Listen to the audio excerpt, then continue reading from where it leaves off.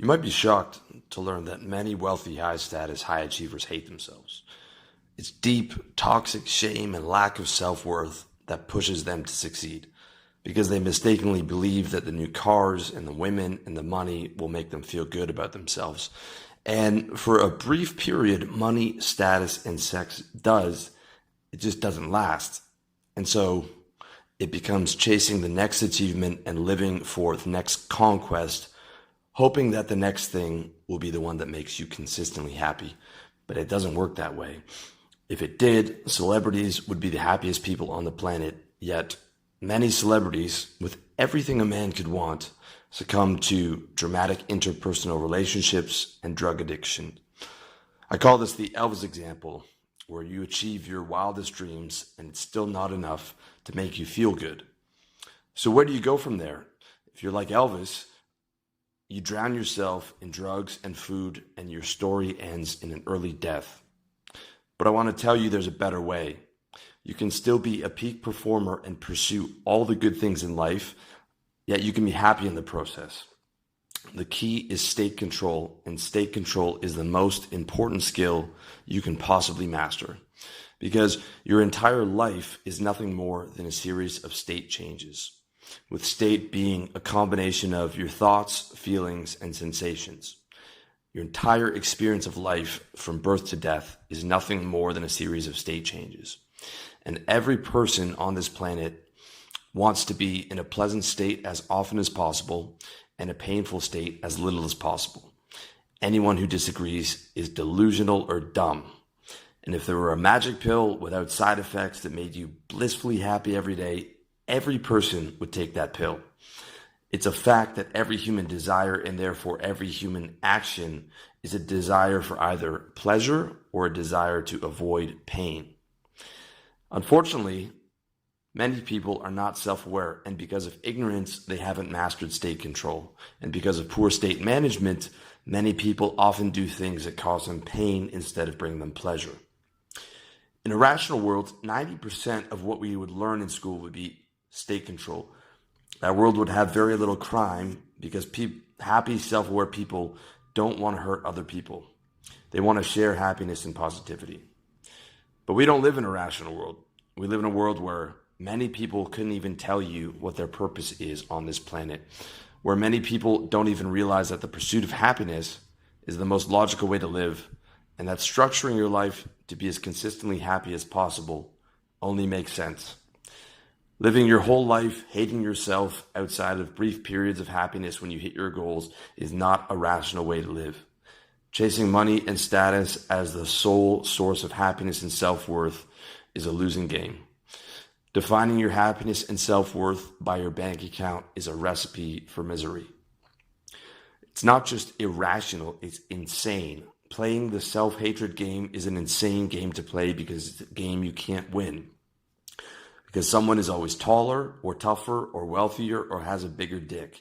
If you want to play the self-hatred comparison game and beat up on yourself because someone else is doing better than you, you're always going to feel unworthy because someone is always doing better.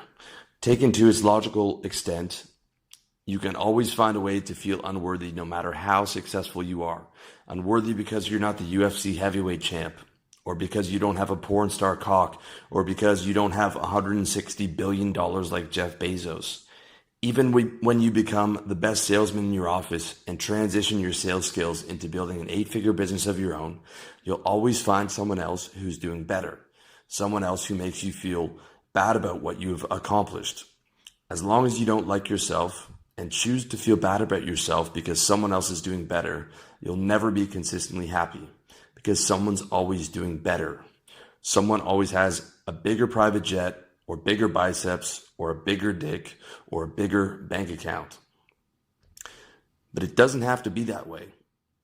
All you have to do is stop agreeing to play a losing game. It's that simple. When you were a teenager, you dreamed about money and cars and women, and you thought those things would make you happy. And that's the key word, happiness. But at some point along the way, you lost sight of the forest for the trees, and your priorities became purely about the conquest at the expense of your happiness. Because money and status and women are tools for happiness, not the end goal. It's the feeling of consistent happiness that you really want. So start there. It's true that having money and success and the ability to have relationships with women does make it easier to be happy. That's a fact.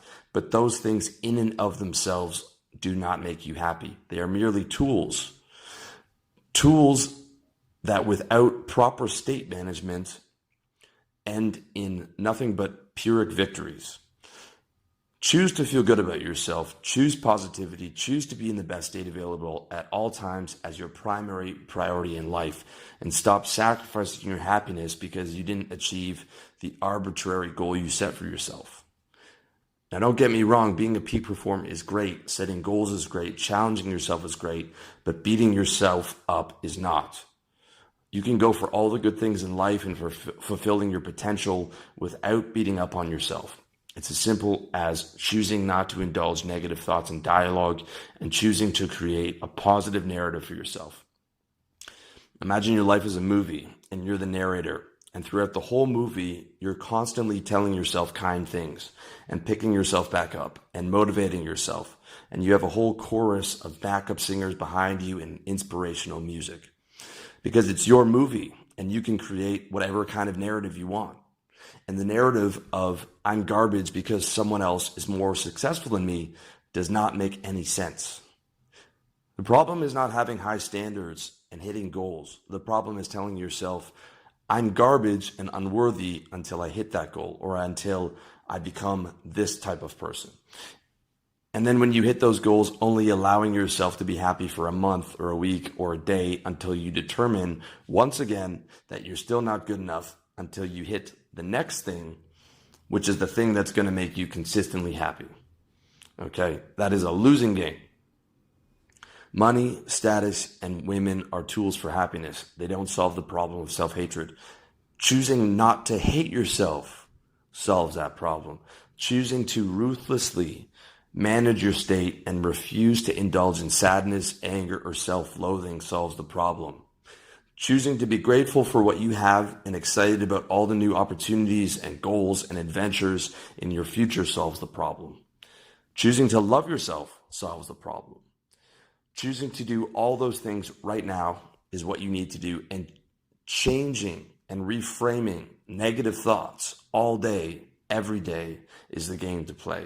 And if you lost yesterday, choosing not to beat yourself up over it today is the right move.